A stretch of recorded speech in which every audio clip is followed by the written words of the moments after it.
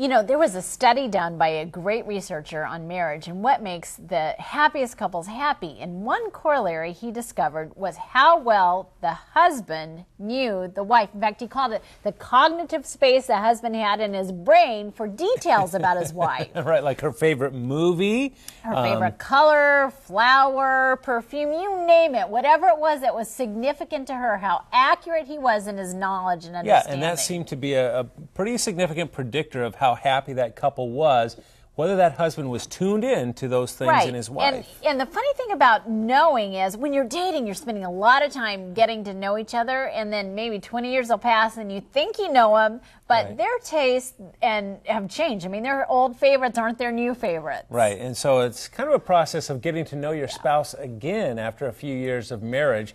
And by the way, this really staves off boredom, because you can get bored with someone that you think you know and really hasn't changed for a couple of decades. Right, you're looking at me like you really get bored with someone. You know what I'm saying? Yeah. No, hey, it's the man. It's the man, not the woman. I mean, isn't that funny? Because women tend to tune into those little details, so there wasn't that big fluctuation there for women. It was more men being tuned into the women. Yeah, it is interesting. Yeah. You know, we put a little book together called Love Talk Starters. It's 275 questions. That's all that's in this little book, and it's just a way to kind of get reacquainted with each other and learn some new things about one another. After 22 years, I learned about a childhood character, because one of the questions is tell your spouse something about your childhood they may not know. And you told me about this old guy in your neighborhood in Boston, and I'd never known about him. Yeah, and it was just because we were going through that book ourselves, and so get to know each other and watch the level of happiness and fulfillment in your relationship grow.